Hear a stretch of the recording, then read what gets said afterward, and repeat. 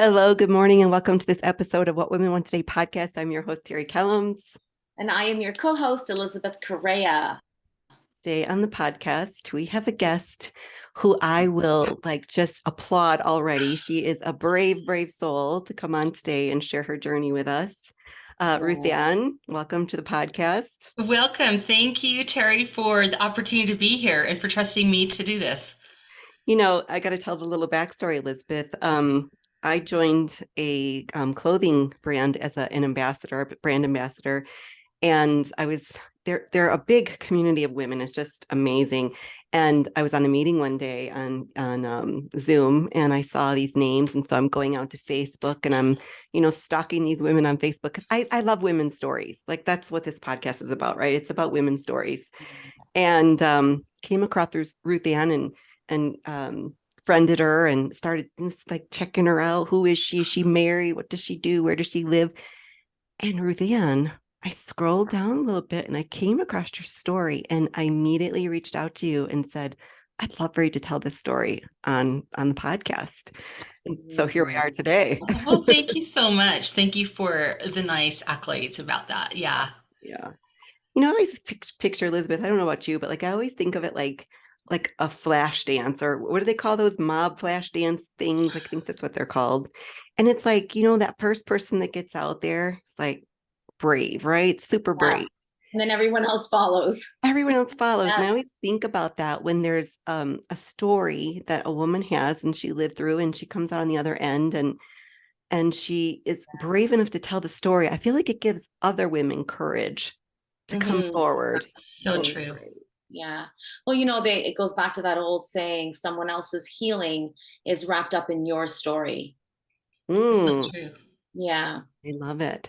So, Ruth Ann, I want to give you the space to tell this story as you'd like to tell it, and have it unfold in the way that you feel comfortable telling it. So, I know you've been on a big weight loss journey. We want to hear all about that, but take us back a little bit. Like, tell us a little bit of the backstory of where you began in this journey. Well, I'm going to start 3 years back. That's when I started this journey. So, well, I can go back. 2009, I divorced my husband of 23 years. Wow. And then I lost weight. I joined a program that I was eating 900 to 1100 calories a day of powder food. Ooh. Yeah, basically, Powerful. yeah, you mix a drink or you mix and it's artificial food. And I lost 100 pounds then. But when I got off that program, I gained it all back. But it messed up my head about dieting because dieting meant starving, um, punishing yourself, Sure. and going without. And so I had a hard time. So I gained that 100 pounds back plus about 50 pounds more Oh.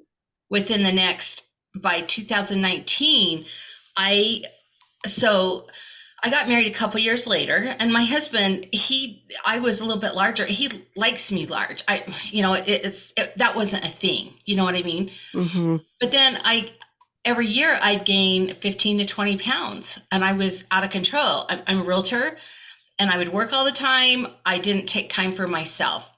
Sure. 2019, I got plantar fasciitis in my foot and I went to my heart doctor and I weighed in at 322 pounds. I didn't even want to take my shoes off because I didn't care anymore. And she Mm. knew I didn't care anymore. But Oh, I that did. is such a moment right there. Because I She know, I know exactly what you're talking about. Yeah. You're Yeah. taking off your jacket, you're taking off your shoes, Yeah. like, what can I do to make that scale give me a better number? It's like, I don't care. I don't care. I can't even take my shoes off hardly. It was an effort. When I was showing houses, I'd have to go on the main level and send my buyers upstairs, downstairs because I had plantar fasciitis. I was out of breath. I couldn't hardly function anymore. Oh, And I have a grandbaby that came into my life, and he was about 18 months old at the time. I couldn't play with him at the park. I'd have to have my husband go with me, or my son, or someone else would have to be there because I could not take care of him. When I pick him up, they were nervous about me falling down, and I was too. And this little guy is my whole world. oh yeah. So I went to the doctors, and she had a really firm talk with me. She said, Ruthann, you gained another 20 pounds. She said, I keep sending you to nutritional, dietitians and stuff every year. You're not doing it. The only thing I suggest you do is you've got to get weight loss surgery or you're going to die before you're 60. I was 53 at the time. Mm. And that's when it really hit me. I'm like, wow. I, you know, I, Yeah. my grandson just came, he lit up my world. He's my why. He's your why. He's Yes. my why. Yes. Yes. I know that feeling. I have a little one Yes. too. Yeah. And okay, I don't want to jump ahead because I want you to tell the No. story about I got so many questions. I'm like, I know so many questions. yes. So was there a reason behind the weight gain? Like what was there a medical reason? Was there an emotional? Trauma related. It could have been emotional. Yeah. Well, I'll get to that in a little bit. Okay. And yeah, I'll get to that. Okay. Probably the next 2 or 3 months, it came out, the emotional. Okay. Okay, And so continue. Get us there because I'm like, wow. You know. okay, so I knew I had a problem. I was seriously thinking about it. My family thought I was gonna do it, but I knew deep down inside my heart that it would not fix my problem because it was in my head. It's not about the food, it's in my head. Yeah. Mm. Yeah. And it's a fix, and I'm going to have problems the rest of my life. I've had friends, nothing against people that have had surgery. Yeah, I absolutely. totally respect that, but for me, it's not for me. I am personally against it, 100% against it, because it does not change your mindset. No, Yeah. it doesn't. But again, I don't, I get hate mails and everything, but it's like, I don't care because this is how strong I believe in this. Well, everybody has to make that decision for themselves. It is. And I appreciate people who, anyways. So I looked at different diets and I've tried them all, and I almost went back to that powder diet. I'm not going to mention names. And I was about to click the button, and deep in my gut, I knew that that was not the fix. And then a week later, my nephew, he's 19 years old. He's actually my great nephew. He posted a post that he lost 50 pounds. He's a football player, high school. He dropped 50 pounds. And I'm like, okay, I'm going to check out his coach.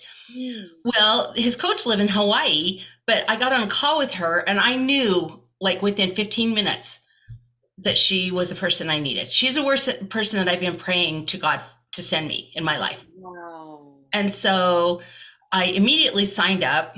I mean, it was, it was a chunk of change. And I didn't even talk to my husband. I didn't need to. This is about me. I'm not going to ask him, And our first conversation, she says, you've been sexually abused, haven't you? I'm like, how do you know? And she says, because I can tell. I can tell by the way you're talking. I can tell by, your history, things that have happened. And I said, but I'm good. I dealt with it. She said, no, you didn't. I said, yeah, I did. She said, I just want you to know it's going to come up in your journey and we need to deal with it. And if you decide not to deal with it, you will not lose weight. I'm like, wow. Oh, right there in my heart. No, me too. I know. There's so many women that I'm finding that have had abuse when they've been younger and they hide it in different ways. Maybe not weight, but maybe, different actions and things like that and perceptions of themselves, Yeah. Mhm. I can, wow. Like, first of all, I salute you and I celebrate your life and your decision to fight for your life Mm. because I know how hard that is. And Yeah. I can relate and I stand with you. Well, I was thank you. also sexually abused as a child by my father for many years. And it does show up in different ways. We act out in different ways. For me, I believe it was my choices in terms of the boys that I was attracting to and dating. They were just like my father. So it wasn't an eating thing or a weight thing for me, but it was something else. Nonetheless, it's connected to that trauma unless it's dealt with. Oh my goodness, it's crippling. It is. It is. I was molested by my brother-in-law, and for ages, I was 10 to 14. And my parents never knew. Well, my mom knew later, when I was like 31 and anyways, when I was 14, I confided in a family member. And of course I shouldn't call it out, but like I was Mormon and they brush it under the table. They want this perfect family, And so it just pestered inside of me. And that's a whole nother story about the process during that time up until my weight loss journey. But okay, so I start my weight loss journey, and my coach, she says, you know what, I just want to watch your food. Just, eat 2,000 calories a day. I'm like, really? Okay, that's cool. I can eat whatever I want. Yeah. Well, as a realtor, I'm really busy. I start at 7 in the morning, end at 10 at night. I go to McDonald's, I get a sausage McMuffin, I get a burrito and an iced coffee. Well, guess how many calories that is? 900. Really? That's, yeah. Oh, yeah, 900. Yes. So I was doing that every morning. And then for lunch, I just grab whatever didn't fall on my clothes when I'm going from appointment to appointment, just really busy. And I didn't take control of my life. And then the first month, I actually stayed within 2,000 calories, but I ate like crap. I still went to McDonald's in the morning. I didn't want to give that up. And I lost 8 pounds. And I'm like, what the heck? And and then I was taught about macros, proteins, fats, carbs. And then I decided to say, you know what, if I get serious about this, how much weight can I lose? And it wasn't that hard. And so I dived in, learned about macronutrients, a lot about nutrition, and about taking my life back, taking control back, and putting me first in the mornings and throughout the day, planning my days, doing meal prep, things like that. Had your mind started to change at all yet, or that's still to come? Yeah, it was the first month, because I don't know what it is. Something clicked inside my brain. I had to do this myself. I listened to a lot of podcasts, and I had to rewire my thinking in my brain, because there's a lot of women. I was morbidly obese, and there's a lot of women like that, and they think, I can't do it, I'm going to fail again. Yes, when you go on diets that are 1,200 calories or 1,000 calories and you're starving yourself, your body actually shuts down, your metabolism shuts down, you will not lose weight. Mm-hmm. And so, I found that out. I have a question, Ruth Ann. Sure. I know we're talking a lot about the diet part and food. Were you exercising at all throughout that weight loss journey or weight gain when you tried the powder diet or anything else you've ever tried in terms of food and diet? Were you ever working out or exercising? I worked out. Yeah, when I was doing the powder stuff 10 years earlier, yeah, I was working out. I love to lift weights. I went to a personal trainer too. Okay. And I love and respect him too, but I crashed after a while because I was expenditure, the energy out, energy in. I wasn't eating enough. I wasn't eating enough protein. And, I crashed then. When I first started my weight loss journey this time, though, I had still plantar fasciitis. I couldn't exercise for 2.5 months. Okay. And I still lost like 28 pounds in that time. And so a lot of it's mindset, a lot of it's deciding that I used to get up at 4:30 in the morning, and I have a niece, and she would meet me at the gym every day. It's my great nephew's mom, so she's my niece, and she'd meet me at the gym every morning. Oh, and she was there by me, showing me. She was a trainer too, and so it was scary going to the gym. Mm-hmm. Oh yeah, first, it's scary. It's scary when you're not obese. Yeah. Yeah. But yeah. So the question I was thinking of just then was it just flew out of my head. Does that ever happen to you, ladies? Yeah, all the time. Well, I can tell you, I started going to the gym in October. So I started my weight loss. August 8th is my first call with my coach. And then October, it was the first part of October, I started going to the gym. During that time, all of a sudden, I see my family, my extended family, and my sister set me off because the molester's dead. Okay. But the family, her husband? Yeah. Her husband? Okay. Yeah. The molester's dead. He died. But still, when she says her beloved husband, it set me off bad. Yeah. Triggered you. Yes. Triggered me, and I relived my whole molestation. And when you relive it, you remember more details too. Yes, you do, which is also therapeutic. But yes, you're right. It is. Yeah. It is. So up until that point, had you sort of like repressed that and just shoved it away somewhere and didn't really Well, think I'd gone to counseling. Okay. I've been to counseling, and I'm like, I'm good. I thought I was good, but I wasn't. What do you think your definition of good was? I was just about to say. suppressing it, not really getting it out. The Yeah. problem is I would tell the counselor, my husband knew, my kids knew, but my extended family did not want to hear it. Mm. Oh, see that. They They, didn't they want to knew, hear it. they knew, but they didn't want you to say it out loud. No, they don't want to hear all the details. Talking about it made it real. It did. Yeah. Yeah. And I hate so, to do this so often. Oh my gosh. Yeah. I did a program. It's called, it's just 7 layers deep. Oh And that's yeah. what coach had me do, Yeah. why do you feel this way? Why? And then you build on that 7 layers deep. And Hmm. then I filled out the 7 layers. It was hard. It was tough to get through it. Like, why do I want to be accepted? I want to be accepted and valued by my family because I didn't, my extended family.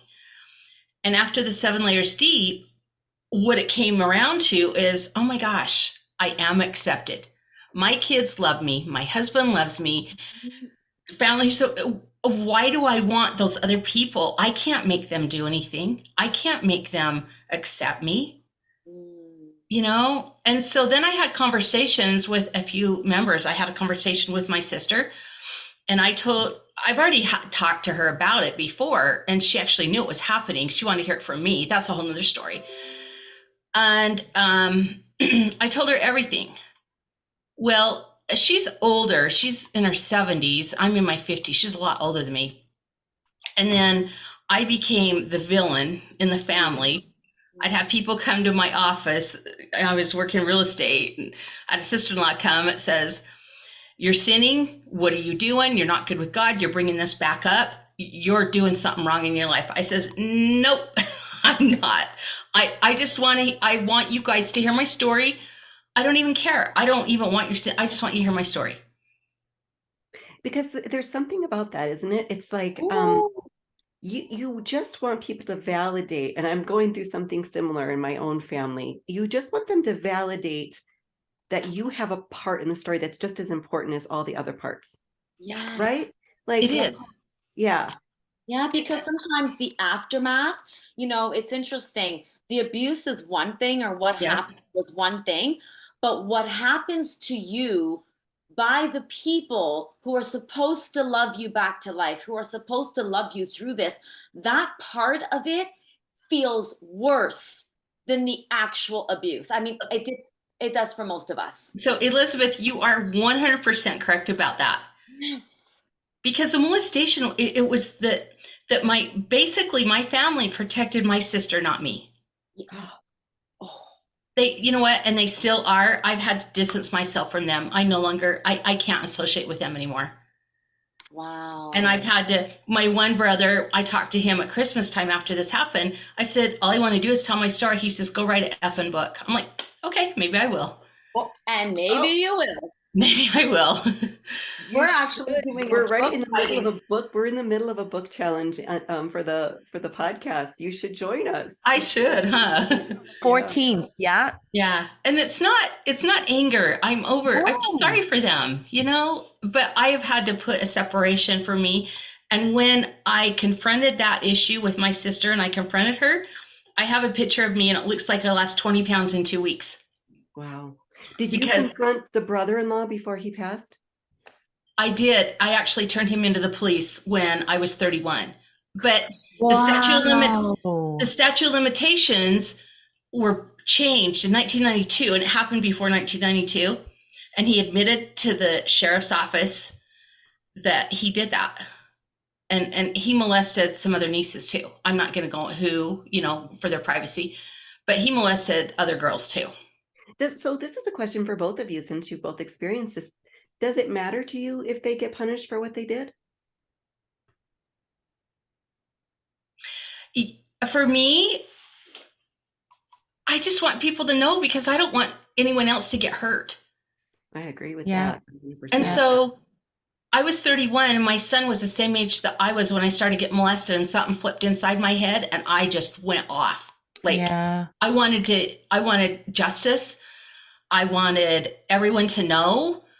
And the secret is out. No secrets. My Mhm. family hid and protected him and my sister, not me. Yeah. And I went to the police. I got involved. One thing, it made me become who I am today. So you know what? I'm grateful for that because Yes. I'm like, you know what? I'm going to join PTA. So my son was in junior high, and I'm going to get to know my sister's neighbors. We're in the same community. And so help me, I am not going to let one kid get molested by him on that street. And so Yeah. I told people, I'm like, just be Wow. careful. And it was part of my healing too, because he should have been in jail and he didn't. Yeah. Yeah, that's incredible. And you're so right. Like, protecting, sharing our story to protect others. I think there's two things here. It's not only is it liberating and so freeing to Yeah. talk, because so there's all different forms of abuse, but there's something very different about sexual abuse. And not that the other forms don't do this, but sexual abuse silences you. Well, yeah, it For a does. while. Yes, It does. there's something so, see, the other, physical, and I've experienced all with It's both shame. parents. You feel Yeah, shame. it's the shame, and it's like you feel, and this is a crazy word, the words that you can that you how you feel when you're sexually abused. I've been physically abused, emotionally abused, all the other forms, but the sexual made me feel unworthy, dirty, shameful. There's these, and those things, they silence you, and you take that, you just become silent, so you don't express how you truly feel. Even as you get older and you're in relationships, you're not good at expressing or talking about your feelings, asking questions, everything. You just become this yes person, because of this. And you don't even know where it comes from. Not until you go through healing, you Yeah. realize, wait, I was silenced when I was 5 years old. Yeah. you That's so know true. for you, 10, like, Yeah. it silences you. And hence why so many women come out many years later. I mean, we can go from Bill Cosby to so many different examples here, where women wait years and years before they come out, and then have to deal with the public shame of people saying, oh, she's lying. So now they're repeating and doing what our family members did, Yeah. but we're older, we're wise enough now to handle it. But I do believe that there are a couple of reasons, very important reasons, why we should speak, not only because it's liberating, but you're saving someone else. Exactly. Yeah. Yeah. So now where are you when you get to this point where you're like, okay, I have to deal with this again. I thought I dealt with it in therapy, but Yeah. now I have to deal with this again. Like, take us through that part of it. After I dealt with that, I started losing more weight. I started working out harder. My mindset went full force ahead with my weight loss journey. And because of the podcasts I listened to and the rewiring of my brain and just rethinking, I visualized me at my final weight. I'm still not there. I'm going to get there, but I'm close. I visualized me, and every day I woke up and I acted like that person. Oh, I love it. I I love woke up, that. I just I, remembered the question I forgot earlier. So let me ask it right here, because this makes sense right here. Is so when you were at your heaviest and you said you weren't really exercising that much, was it easier to lose a lot of weight when you were heavy and then it slows down at the end, or oh yeah, yeah. that kind of how it goes? Okay. That's where I'm at now. And yeah, sometimes you have hormones kick in, Yeah. you have autoimmune kick in, which I've had, and you have setbacks, but you still pursue, you still go, I still go to the gym every day, at least 5 days a week. And, Yeah, that's awesome. love to lift weights. And what makes you go on? Because I know there's a woman listening. I can guarantee there's a woman listening saying, Yeah. I just can't make myself go do that. I can't make myself go do that. Ruthie Ann, how do you make yourself go on the days that you don't want to go? Because my desire to be where I visualize myself being at my final point is so strong that it's not an option. I'm on vacations, I get up and go work out. Yes. If I can't find a gym, I go walk. Yeah. And I used to get up at 4:30 in the morning. I don't get up that early anymore because I need sleep. And that was part of my whole my body shut down for me because I wasn't getting enough sleep. Mm-hmm. And but every day I go work out. So it's not something you do, it's who you are. It's It's who part you're of my, being. yeah, like I Mhm. have to work mentally, I have to work out every day. Yeah. And once I get to the gym, I actually have to set my alarm to take me away because I could be there 4 hours. I think that Wow. that's hard for people to wrap their brain around sometimes, but what you just said, like you just like the mental part of it. It's so, On a day when I wake up and I'm not in a good headspace, I think I'm going to the gym Yeah, because you better, I because that's, know when I walk yes, out of there, my whole attitude is just going to switch like a complete flip like a switch. shift. Yeah. it's a Yes. must. And even if, when I was 320 pounds, I couldn't go to the gym and work out like I do now. Yeah. But the women I coach, I tell them, hey, go walk. Let's get you walking for 15 minutes around Walmart, or somewhere. Just get up and start Yeah. moving. Yeah. Move your body, do Yeah. something. Yeah. Mm-hmm. Yeah. So we need to wrap up here in the next few minutes, but like, what haven't we talked about that you really want the woman who's listening today, who's like, oh my gosh, I feel what she's saying. That's me. What advice would you give that woman to move forward? What would be the Love, first couple steps she should take? love yourself. Put yourself first before Mm. anyone else. And then just know that you can do it. And a hard part is when women go to the gym, they're so conscious, but people don't care about you at the gym. They don't. Yeah. They really, they're doing their own thing. Outside of the guys who are like peeping Tom. Yeah. But just show up for yourself. Yeah, Yes. I love And then that. Yeah. also I had so I lost my first 50 pounds, and then I had a company come into my life that was brand new launching activewear. And I was a 2X at the time. And I wore frumpy clothes at the gym. I'd hide blousey shirts, Oh, $10 wow. Amazon leggings. And I decided to join this company. You And can say the name of it. You can say can the I name. say the name of it? Yeah, Okay, yeah. so Yes, Savvy. So I please. joined Savvy. And Savvy. so I was fortunate. I lived in Salt Lake area, and corporate was in Salt Lake at the time. And Christy Belston, she arranged I could go down to the corporate. I was going on a cruise like in a couple days. And at the time they had hardly any clothes to give new brand partners. Yeah.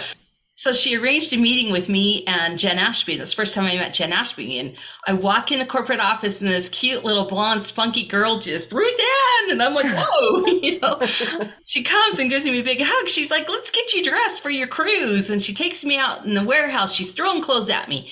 And sheer terror came over my face because I still was a 2X, and I'd lost my first, I was like 285 pounds, something like that. I was still a Wow. 2X. And Mm. she's like, what's the matter? Truly a company that accepts women exactly where they They are, are. all shapes and sizes. Wow. And I said, Jen, these aren't going to fit me. I'm going to get stuck in the bathroom with she grabbed my arm. She's like, Rithan, I promise you they're going to fit you. Go try them on. I'm right here by you. I'm like, okay, girlfriend. I go in the restroom, try them on, and I'm like taking pictures of me. And I'm like, I've sent them to Christy. I've sent them to my husband. I'm like, look, you guys, oh my gosh, they look great. And it changed a lot of my weight loss journey because I joined Wow. an amazing community. And then Mm. I showed up in those clothes, and all my friends in the gym are like, oh, you look so cute. Well, Yeah. I felt cute at a 2X at the gym. Mhm. And then what I have found is, feel good about yourself. Wear cute clothes. Yes. Don't hide yourself. And every time you go to the gym is a date with yourself Yeah. when you go to the Oh, gym. Yeah. I like that because I think that we shouldn't say to ourselves, well, I don't deserve pretty clothes. I'll wait till I lose more weight. I don't deserve Exactly. that. That whole mindset that you are, it's almost like you're punishing yourself for where you're at instead of rewarding Mm. yourself and That's another celebrating thing yourself. about women. Show up where you're at and just become vulnerable. When you become vulnerable in your journey, it helps other people too. Absolutely. Absolutely. I love that. That's what this podcast has been about is, giving Yeah. women a voice that might not otherwise have the opportunity to share their story. Mhm. I'm so grateful for you today for coming on here with us. Well, thank you, Terry. Yeah. Thank you, Yeah, Elizabeth. this has been amazing. This is what, a real example of using your pain to contribute to the healing of the world. That is just amazing. Like again, you moved from pain to passion, discovering your passion through health and wellness, pain to passion to purpose to pay. Love Yes. it. Right? Tell And- everybody if they want to continue to watch your journey and celebrate along with you, tell everybody where they can find you. Okay, on Facebook, I'm Ruth Ann Beardsley. And then Instagram, I'm Ruthie's Fit Journey, RUTHY Fitness Fit Journey. Yeah. We'll put both of those links in the show notes. Yes, and Yes. just watch my story. And I'm a certified personal trainer with the ISSA, and I work with clients all across the country. And I like to help women. I like to empower Wow. women to believe in themselves and see themselves, visualize where they want to be and get there. You're our kind of girl. You're our kind of girl. Thank Oh you. my goodness. My heart is just lit up. And No. Ruth, I love what you said, Ruth Ann. I'm actually going to quote this when we, post you. Every time you go to the gym, it's a date with yourself. Myself. I love that. Ruth Ann, Just to impress myself. Oof. let's end with asking you one final question based on the name of the podcast itself. What do you think women want today? Women want to have fun. Oh, yeah. Women want to live. Women have what I found, women, you're raising your kids, you're in the mundane of life, and go have fun. You've earned it. Go take a break, go out with your girlfriends, whatever, and love yourself. Oh, Love I love yourself that. enough. women want to have fun. Women want to have fun, no matter what age. Girls just want to. Yeah, that was a Cindy Lauper fun. reference right there. I'm going to be 57 in about 3 weeks, and I act like I'm 35, and I'm proud of it, and I don't care. That's I the love thing. it. Yes, I love that. Great closing. Yeah. I enjoyed our time together so much today. Thank you for being here with us. And everybody else, thank you for being here with us. And until next time, Yes. please remember to take good care of you. Of Have a great you. day. Yes. Thank you, Terry. Thank you.